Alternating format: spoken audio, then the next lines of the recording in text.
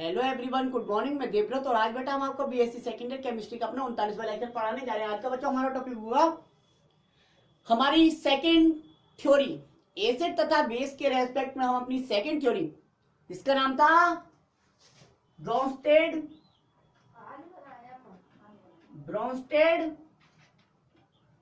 लोरी concept, Bronsted लोरी concept या theory पढ़ने वाले हैं। तो ये बेटा एसिड तथा बेस के रेस्पेक्ट में हमारी सेकेंड थ्योरी है। सेकेंड थ्योरी है बेटा। पहली थ्योरी हमने पढ़ ली थी आरएनएस कॉन्सेप्ट या आरएनएस थ्योरी। आज हम अपनी ब्रोंस्टेड लोरी कॉन्सेप्ट या ब्रोंस्टेड लोरी थ्योरी पढ़ने जा रहे हैं। तो बेटा ये थ्योरी सन 1927 में ब्रोंस्टेड तथा लोरी दो वैज्ञानिकों ने मिलकर एक साथ दी थी। इसे बेटा हम प्रोटॉन एक्सचेंज थ्योरी भी कहते हैं। इसे हम प्रोटॉन एक्सचेंज, इसे बेटा हम प्रोटॉन एक्सचेंज थ्योरी भी कहते हैं। प्रोटॉन एक्सचेंज थ्योरी भी कहते हैं। मतलब यह है बेटा कि यह थ्योरी प्रोटॉन पर बेस्ड थी। मतलब यहां पर ब्रोंस्टेड तथा लोरी दोनों साइंटिस्ट ने अम्ल तथा क्षार को केवल और केवल प्रोटॉन के एक्सचेंज द्वारा एक्सप्लेन या डिफाइन किया था। यह कहा था कि एसिड वे पदार्थ होते हैं जो दूसरे पदार्थ को प्रोटॉन डोनेट करते हैं और बेस वे पदार्थ होते हैं जो दूसरे पदार्थ से प्रोटॉन एक्सेप्ट करते हैं। तो बेसिकली अम्ल तथा क्षार दोनों में क्या हो रहा है, केवल प्रोटॉन का एक्सचेंज हो रहा है, प्रोटॉन का विनिमय हो रहा है। इसलिए इस थ्योरी को हम प्रोटॉन एक्सचेंज थ्योरी भी कहते हैं। ये था आपका कुछ इंट्रो। अब स्टार्ट करते हैं हम लिखना। तो लिखिए बेटा, लिखना स्टार्ट करते हैं। ये है In 1927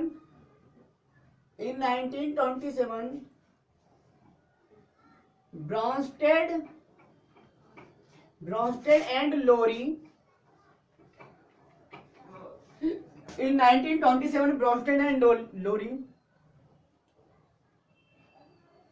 proposed a theory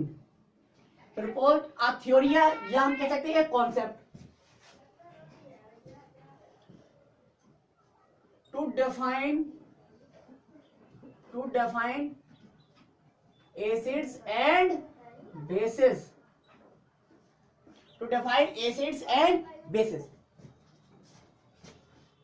या हम कह सकते हैं टू आइडेंटिफाई, या हम कह सकते हैं to identify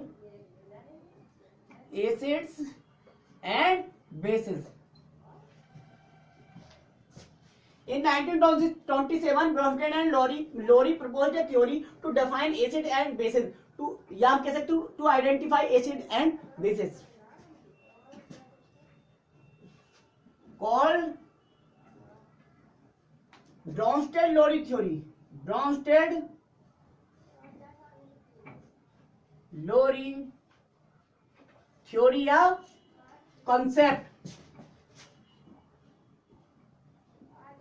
Bronsted lorry concept कहलाती है भैया। अच्छा, इस थ्योरी के अनुसार या इस कॉन्सेप्ट के अनुसार क्या बताया था, सॉरी अभी उससे पहले बताएंगे ना। This theory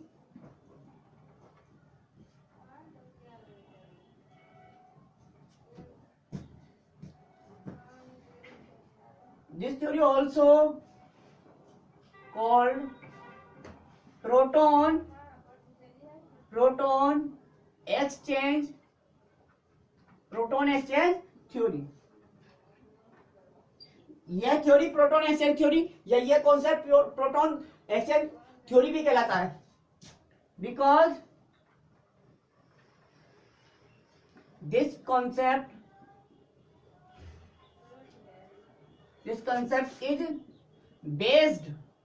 is based upon proton exchange,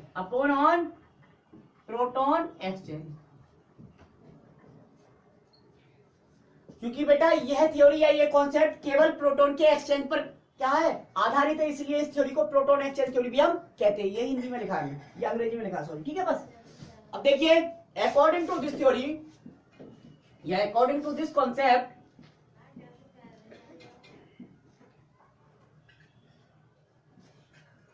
देखिए बेटा,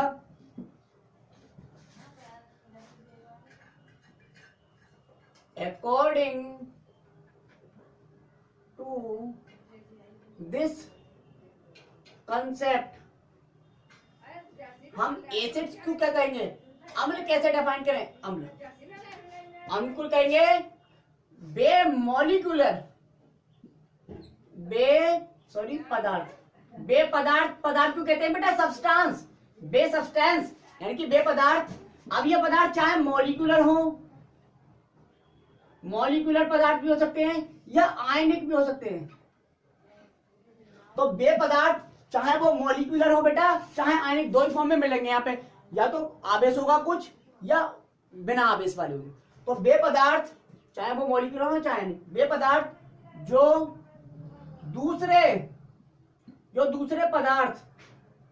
दूसरे पदार्थ, अब यहाँ भी ये पदार्थ दो प्रकार का ही हो सकता है, या तो वो पदार्थ मॉलिक्यूल फॉर्म में हो सकता है, मॉलिक्यूलर फॉर्म में हो सकता है, मॉलिक्यूलर या आयनिक फॉर्म में हो सकता है, या आयनिक। समझ आया बेटा? अभी उदाहरण लिखवाएंगे सब समझ में आएगा। तो बे पदार्थ चाहे वो मॉलिक्यूलर फॉर्म में हो चाहे आयनिक फॉर्म में, किसी भी फॉर्म में हो, अगर कोई पदार्थ है जो दूसरे पदार्थ से, अब यहाँ भी किसी फॉर्म में हो सकता है, जो दूसरे पदार्थ से दूसरे पदार्थ को क्या करता है बेटा, प्रोटॉन तो एचआयन को कहते थे ना, प्रोटॉन क्या करता है, डोनेट करता है, प्रोटॉन डोनेट करता है। जो प्रोटॉन डोनेट करता है क्या कहलाता है, एसिड कहलाता है। क्या कहलाता है, एसिड कहलाता है। समझे आप? बे पदार्थ जो दूसरे पदार्थ को प्रोटॉन डोनेट करता है एसिड कहलाता है। जबकि हम बात करें बेसिस की, यदि बेटा हम बात करें बेसिस की, तो बेस कौन क्या कहलाएंगे, बेस बे पदार्थ, बे सब्सटेंसेस यानी कि बे सब्सटेंसेस, बे पदार्थ जो क्या करें बेटा, अब यहां भी पदार्थ मॉलिक्यूलर हो सकता है, मॉलिक्यूलर फॉर्म में हो सकता है, मॉलिक्यूलर या आयनिक फॉर्म में हो सकता है। वे पदार्थ जो दूसरे पदार्थ या किसी अन्य पदार्थ, दूसरे का मतलब ये नहीं कोई भी अन्य पदार्थ हो सकता है, वे पदार्थ जो गिनती चल रही है यहाँ पे, वे पदार्थ जो दूसरे पदार्थ, अब दूसरा पदार्थ भी बेटा मॉलिक्यूलर हो सकता है या आयनिक हो सकता है। से प्रोटॉन क्या करते हैं, से प्रोटॉन बेटा एक्सेप्ट करते हैं। एक्सेप्ट का मतलब होता है ग्रहण करना, ACCEPT, एक्सेप्ट करते हैं।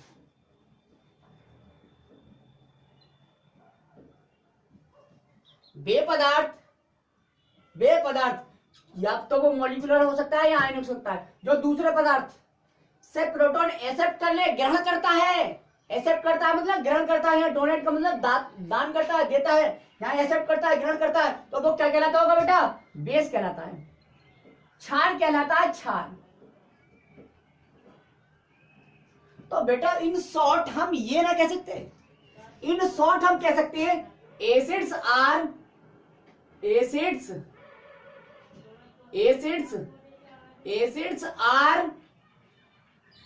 Proton donor, acids are proton donor, while bases are proton acceptor। अम्ल क्या होते हैं, अम्ल प्रोटॉन डोनर होते हैं और बेसेस क्या होते हैं, प्रोटॉन एक्सेप्टर होते हैं। अम्ल प्रोटॉन डोनर और बेस प्रोटॉन एक्सेप्टर। समझ आया बेटा? प्रोटॉन डोनेट करने वाले अम्ल और प्रोटॉन एक्सेप्ट करने वाले बेस। हो गया। एग्जाम्पल देखते हैं।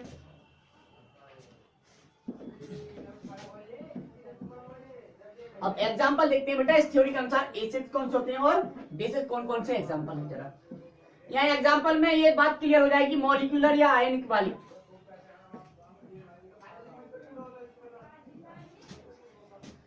कुछ एग्जाम्पल देख लेते हैं बेटा।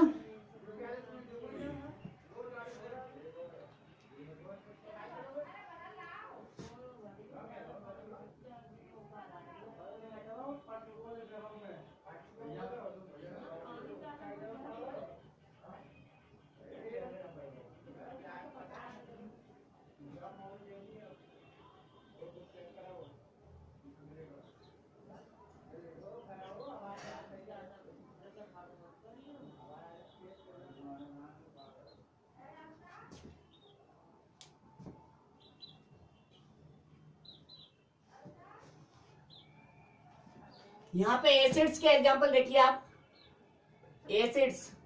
अब एसिड्स हमने यहाँ पे मॉलिक्यूलर एसिड्स दिखाएंगे आपको, मॉलिक्यूलर एसिड्स। यहाँ पे बेटा आयनिक एसिड्स दिखाएंगे कुछ, आयनिक एसिड्स। मॉलिक्यूलर एसिड्स मतलब HF,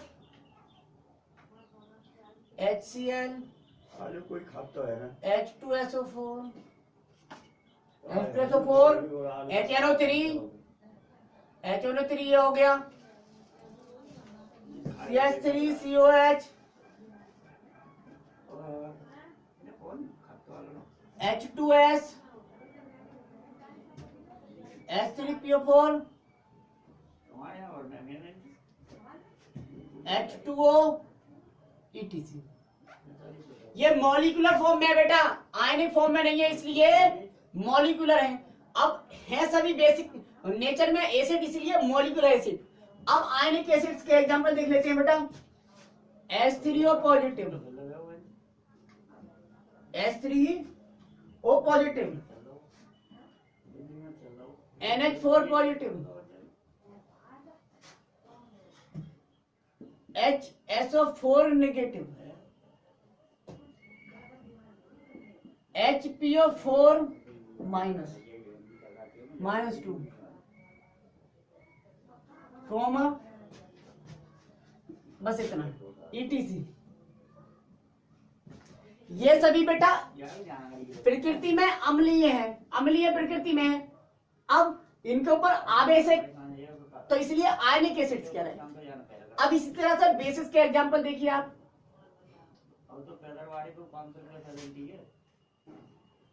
बेसिस भी हम दो तरह के पढ़ेंगे, एग्जांपल देखेंगे, सॉरी पढ़ तो लिया हमने, मॉलिक्यूलर बेसिस और आयनिक बेसिस। तो यहाँ पे एग्जांपल लिखवाएंगे मॉलिक्यूलर बेसिस का, कुछ मॉलिक्यूलर क्षार का, मॉलिक्यूलर बेसिस। यहाँ पे आयनिक बेसिस, आयनिक बेसिस, ठीक है बेटा, मॉलिक्यूलर बेसिस और आयनिक basis.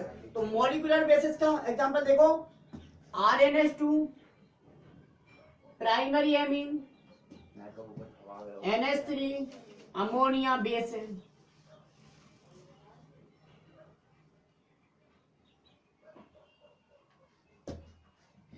R2NH, secondary amine, H2O, H2O ETC। अब आप सोचेंगे H2O यहाँ पे भी है, यहाँ पे है, बस देख लेना, ये बात याद रखना है। H2O दोनों में लिखवाया, दोनों के एग्जांपल में, एसिड के एग्जांपल में भी है और बेसिस के एग्जांपल में भी है। अब यहाँ पे ionic basis OH negative, OH negative, S-2, S-2, CO3 -2, CO3 -2, Cl minus, Br minus, NO3 minus, ETC। देखिए आप, ये हैं, ये हो गए बेटा OH minus, Cl minus, Br minus और NO3 माइनस, ETC। ये सभी बेटा प्रकृति में बेसीय थे, मतलब बेसिक थे, क्षार थे, लेकिन नेगेटिव चार्ज था, इसलिए आयनिक आ गया। ठीक है, यहाँ पे बेस के एग्जांपल में बेटा पॉजिटिव चार्ज नहीं आएगा ना, हो गया। अब देखिए बेटा, एक इंपॉर्टेंट बात ये देखने को मिली आपको यहाँ पे, कि यहाँ पे H2O एसिड भी है और H2O बेस भी है।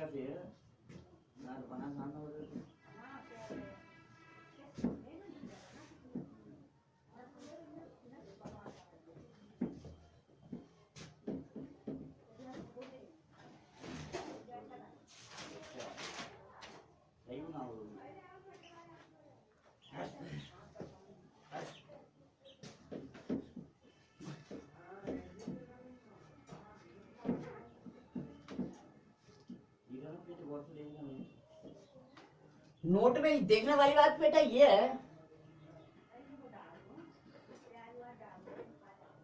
कोई भी भाई इस थ्योरी के अनुसार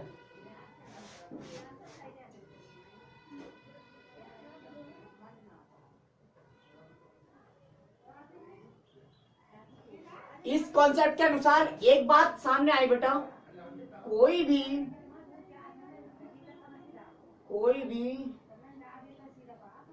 सिंगल कोई भी सिंगल सब्सटेंस कोई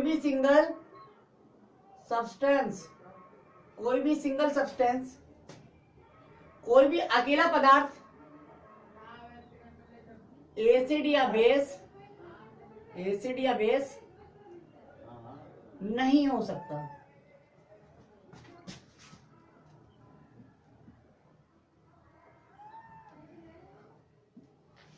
इनसे तो बेटा तेजाब को भी पूछोगे, सल्फ्यूरिक अम्ल को भी, तो भी अकेला तेजाब दे दिया और कह दिया लोरी और ब्रांस्टेड से कि बताइए ये अम्ल है या क्षार है, तो ये बता नहीं पाएंगे। क्यों?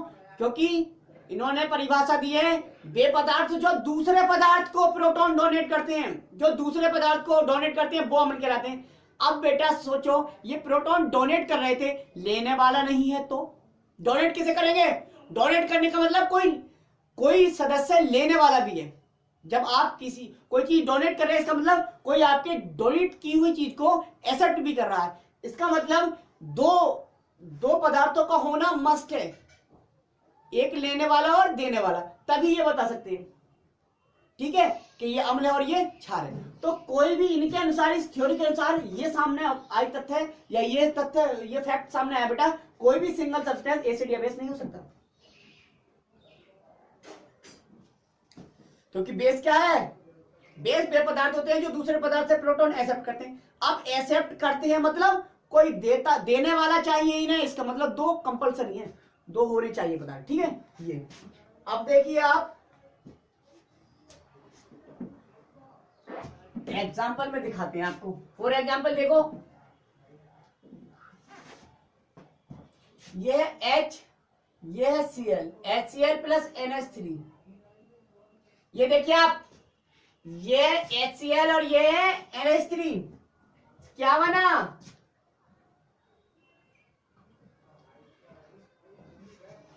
NH4 positive plus Cl negative.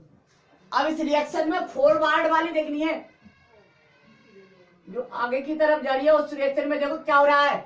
इस रिएक्शन में ये हो रहा है कि NH3 एक हाइड्रोजन एक्सेप्ट कर रहा है, ग्रहण कर रहा है, NH3 ग्रहण कर रहा है और HCl दे रहा है। इसलिए जो प्रोटॉन डोनेट करता है वो एसिड कहलाता था, जो लेता था वो बेस। लेकिन रिएक्शन बेटा फॉरवर्ड डायरेक्शन में भी आ रही है। फॉरवर्ड डायरेक्शन मतलब इधर से भी देखी जा सकती है, इधर देखी जा सकती है। तो इधर कहा, इधर क्या दिखाई दिया? इधर ये दिखाई दिया NH4 ने प्रोटॉन त्याग कर NH3 बनाया और Cl ने प्रोटॉन ग्रहण करके HCl बनाया। यही तो हुआ होगा। इसका मतलब इन्होंने डोनेट किया, इसलिए ये एसिड, क्या ये एसिड, और इन्होंने प्रोटॉन ग्रहण किया इसलिए ये बेस। अब यहां पे भी एसिड, यहां पे भी एसिड, तो ये तो नहीं लिख सकते, तो क्या लिखेंगे? एक शब्द यूज करते हैं कंजुगेट। क्या? कंजुगेट एसिड शब्द आ जाता है, कंजुगेट संयुग्मी, कंजुगेट एसिड। यहां पे भी क्या शब्द आ जाएगा? Conjugate base. एसिड और बेस तो पता चल गया, बस शब्द क्या जोड़ना है बेटा? बैकवर्ड डायरेक्शन में कंजुगेट। क्या जोड़ना है? कंजुगेट एसिड और कंजुगेट बेस। या हम ये कह सकते हैं कंजुगेट एसिड किसे कहेंगे? तो एसिड के प्रोटॉन डोनेट करने के बाद बचा हुआ भाग उसका कंजुगेट एसिड कहलाता है। और बेस का प्रोटॉन एक्सेप्ट करने के बाद, नहीं ये नहीं है,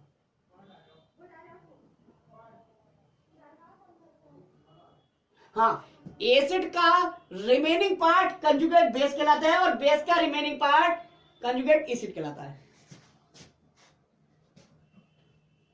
ये ऐसा नहीं दिख रहा, ये एसिड, ये कंजुगेट बेस, ये बेस, ये कंजुगेट एसिड। ठीक है, दिख रहा है ये। नेक्स्ट एग्जांपल देखें जरा, इसमें कंजुगेट एसिड बेस बताना मुझे। ये H2O plus NH3,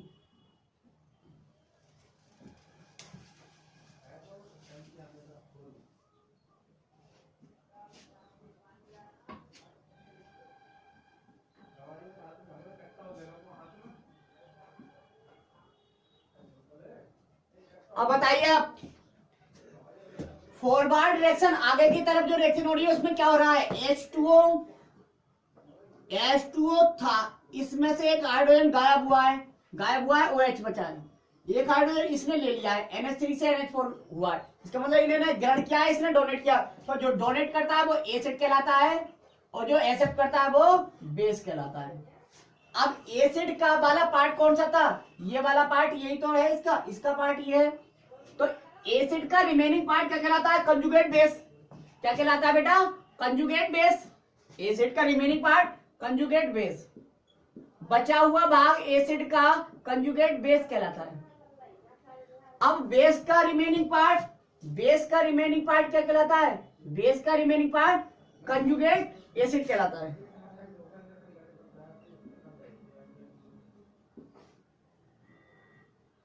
conjugate acid हो गया। नेक्स्ट एग्जांपल देखिए आप, HCl H2, ये है बेटा HCl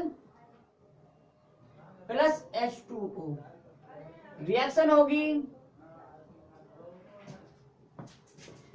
H3O positive plus Cl negative. यहां पे क्या देखा, फॉरवर्ड रिएक्शन में आपने ये देखा होगा, HCl एक प्रोटॉन डोनेट कर रहा है और Cl नेगेटिव बना रहा है, और H2 एक प्रोटॉन एक्सेप्ट कर रहा है और H3O पॉजिटिव आयन यानी कि हाइड्रोनियम आयन बना रहा है। तो ये प्रोटॉन एक्सेप्ट डोनेट कर रहा है, इसलिए ये एसिड, और ये प्रोटॉन एक्सेप्ट कर रहा है, इसलिए ये बेस। अब एसिड का remaining part conjugate base, acid का रिमेनिंग पार्ट क्या कहलाएगा, कंजुगेट बेस, और बेस का रिमेनिंग पार्ट कंजुगेट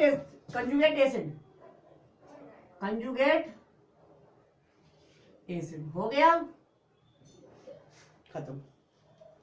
तो बेटा आज के लिए बस इतना ही। अभी ये थ्योरी थोड़ा बड़ी है, क्योंकि लेक्चर हमारा लंबा होने वाला है, ठीक है। तो आज के लिए बस इतना ही। Thank you very much.